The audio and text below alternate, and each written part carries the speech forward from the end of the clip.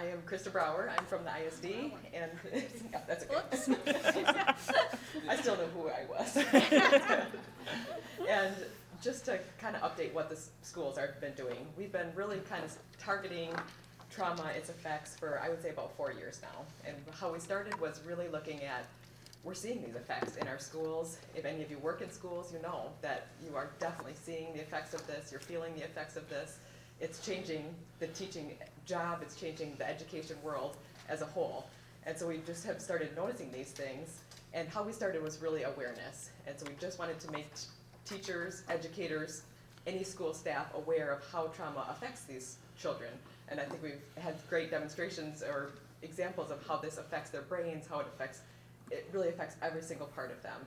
And to get that knowledge in the hands of these educators is really just the important first step, because most of all, if we can get that knowledge in their hands, they can do the great things that they need to do with that knowledge. We have done pretty well getting that awareness out there. We're definitely not saturated yet with the education staff, but we have reached that tipping point, I would say, where most people have the awareness and now they're saying, but now what? What do we do next? So our next steps really have been, our main focus is exactly what Ann talked about. How do we build resilience in these students for when they're coming into our classrooms, into our schools for a good chunk of their lives? How can we be the ones that are going to build that resilience? How can we build those relationships that are going to make that lasting effect with them? Mm-hmm. How are we going to make that environment safe and predictable and consistent for them when they have never experienced that safety and consistency in their home life? How can we teach them strategies that are going to support them lifelong? How can we teach them regulation strategies, the coping skills, that type of thing? How are we going to teach them social and emotional learning, that type of thing? When we started this teaching of these educators, what we often came across is they already have full plates, very full plates. So how can we work that into an already full plate? And so our initiative really has been, how can we work this into the systems that they already have, and working it into every aspect of their system, so it's not a new initiative, another thing that we're adding on top of their already crazy busy lives. It's something that's really going to work into every fiber of what they're already doing and just make their job easier and make the support that's needed for the students also. The other two areas, we have two other subcommittees that we have going on. One is just prevention in general. So how can we get this information out to the parents of the students that, I can't remember which one of you talked about it, but maybe it was you, Rhea, who, for some of these parents and students, this is their normal. They don't know that this is traumatic. Mm-hmm. They don't know the effects that this is causing on their students. So just getting that awareness out to these parents and saying, this is actually causing these effects for your children, and we know you don't want to harm your children, so these are some steps that we could take to alleviate these stresses for your kids. Just other ways we can support, how we can connect parents to community resources that they need to support them, and that type of thing. And then our third subcommittee is really supporting the teachers, because we know that teachers who are pouring already all of their energy into supporting these students, and now we're asking them to pour even more. So we have to make sure that they are filled themselves and that they are practicing these resiliency skills too. So how can we support teachers in being resilient themselves so they can support their students in being resilient? So those are really kind of our new initiatives that we're really working on at the ISD. A lot of local school districts are also having their own initiatives, so it's been exciting to see what the school and the education world in Ottawa County has been doing. So, thank you, Krista.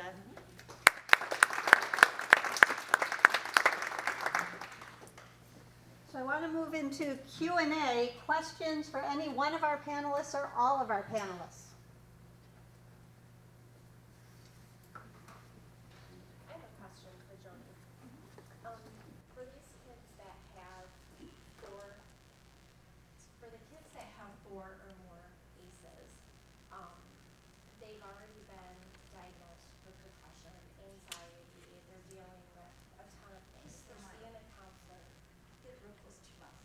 They're seeing a counselor, they're taking meds, they're doing all of these things.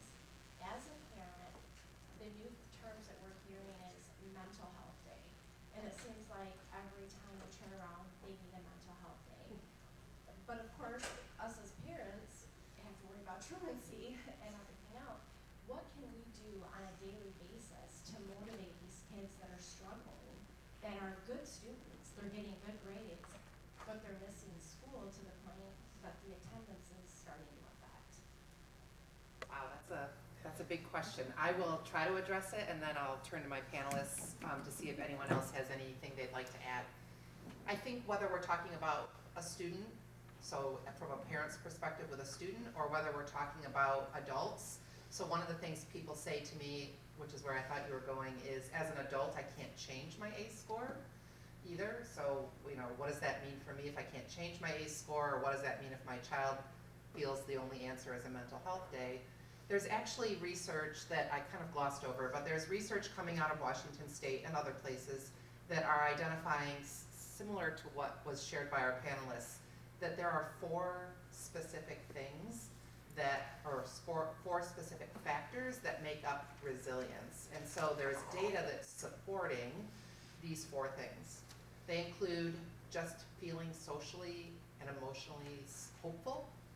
So feeling a sense of social and emotional hope. Sometimes that might mean taking a mental health day, but you can also find other ways to provide that social and emotional hope. It's just a feeling of hope. That's the first thing that actually buffers ACEs. So feeling hopeful, whether you're a kid or an adult. The second one is having 2 or more people you can count on. So as a parent, obviously you're one person, but what other adults might there be in this child's life or in this adult's life? So having 2 or more people to count on actually buffers or reduces ACEs. The third one is social connectedness. So just being connected to your social community, whether that's your city, your neighborhood, your youth group, but just feeling connected and being able to look out for one another, being able to connect with others and not have to do it all yourself. So that social connectedness. And the last one is known as social bridging. And that's reaching outside your social circle to get the support you need. So having the courage or the wherewithal or the resources to know where to go. And so what I hear you saying is that it feels like there's only one answer, and that's taking a mental health day. And obviously the unintended consequence of that is the truancy that you just acknowledged. And so kind of thinking broader then about what other opportunities there might be to build resilience. There is more than one way of doing it. And we've all kind of said that there's more than one answer. And I think it's too easy to kind of fall into that trap that this is the only way to do it, which is why I think it's important to acknowledge that research is showing there are actually, resilience is a set of things. And there are these 4 specific factors that are showing results, whether you're a kid or an adult.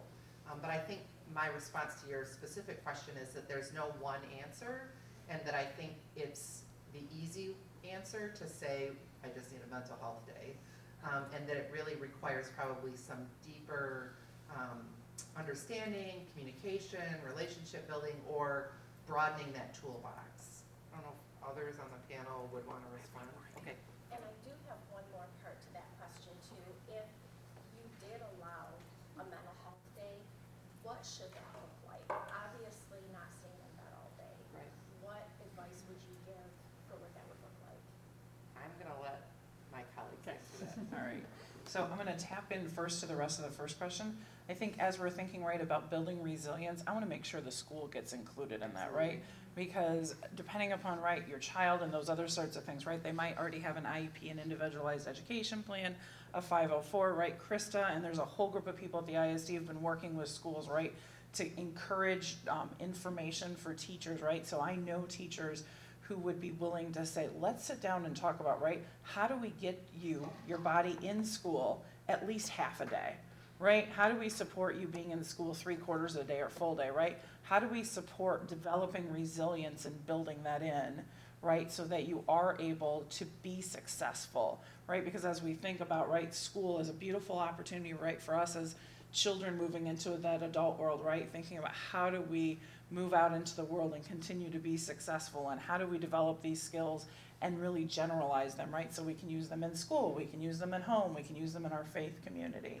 And then when I think about, right, if somebody is gonna have a mental health day, I would be concerned if somebody says, I'm gonna spend all day in bed, right? There's one thing to say, man, I've had a really stressful weekend, right? I just need an extra hour or 2 of sleep. My concern would be if somebody starts developing the habit of staying in bed all day, right? That becomes a habit with a very slippery slope, right? Increases in depression, increases in anxiety, right? Decreases wanting to have social connectedness and all those resiliency factors that we're talking about here. So I would really encourage, right, how do you get the school to partner up? And if you need help doing that, I'd be happy to speak with you afterwards. Obviously, Krista from the ISD is an expert as well, to be able to say, how do we make that happen together? So one, because I think the other thing is for you as a mom, I don't want you to feel like you have to take that burden on all by yourself. Getting the school to join up with you would be a great avenue. Can I add one thing? And I'm really thinking about sleep. A lot of kids don't want to go to school, not necessarily because sometimes they are really afraid of school, just being with people, but they are absolutely exhausted and very anxious in the morning just thinking of getting. So that's definitely a clinical issues. Also, we gotta watch for kids who are like AP, A+, walk. But coming into counseling office, exhausted, very anxious, high achievers. I see both ends, very much struggle, high achievers, because both of them are coping. Yeah, something happening, so that's something to watch as educators and even parents. Thank you. Other questions?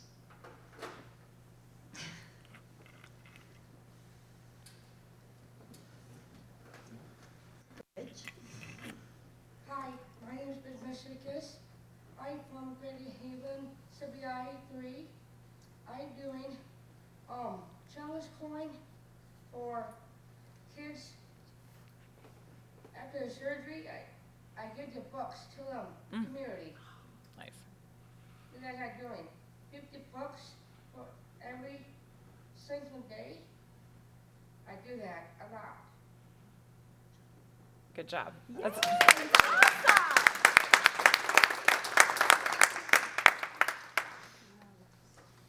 Any other questions for our panelists? Okay, we're gonna go into small group conversation then. I'm gonna invite our panelists to join a table. If there's only a couple of you at a table, join another table. So maybe about 5 or 6 people at a table would be great. And